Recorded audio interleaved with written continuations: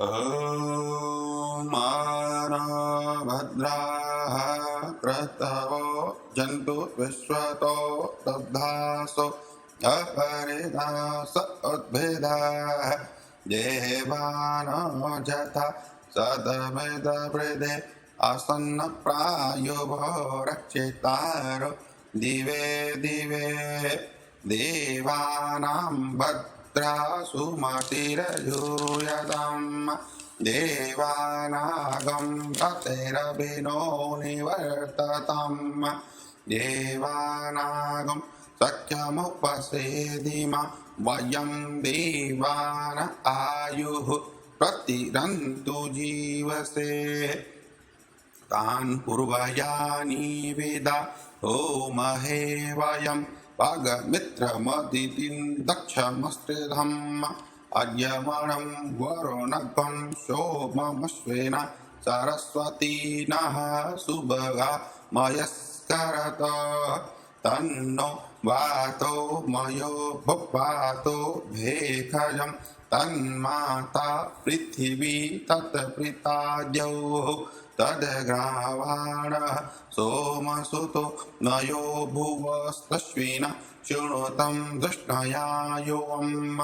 तमिशानं जगतस्तुष्पतिं दिन्यं जिन्मवसे हूमहे वयम् पुखानो जता वेदसामसदवृदे रक्षिता वायुरदब्धः स्वस्तये स्वस्ति न इन्द्रो विदर्शवाः स्वस्ति नः पूषा विश्ववेदाः स्वस्ति नस्तार्क्ष्यो अरिष्टनेमिः स्वस्ति नो बृहस्पतिर्दधातु बृहदश्वा मरुतः वृष्टिमातरः शुभं जाभानो विदधे कुजग्मयः अग्निर्जिह्वा मनवः सूरचक्षुषो विश्वे नो देवा अवसागमन्यः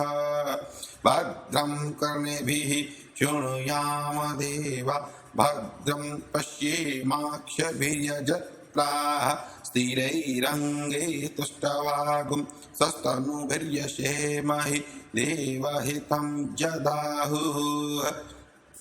शतमिन्नो शरदो अन्तिदेवा जत्रानश्चक्रा जरसन्तानूनां पुत्रासौ चत्र पितरो भवन्ति मानो मध्यारिनिखतार्युगन्धोः अदितिजौरदितिरन्तरिक्षमदितिर्माता स पिता स पुत्रः विश्वे देवा अदितिः पञ्चजना अदितिर्जातमदितिर्जनित्वम् द्यौः शान्ति अन्तरिक्षगं शान्तिः पृथिवी शान्तिरापः शान्तिरोषधयः शान्तिः वनस्पतयः शान्तिर्विश्वे देवाः शान्तिर्ब्रह्म शान्तिः सर्वगं शान्तिः शान्तिरेव शान्तिः सा मा शान्तिरेधि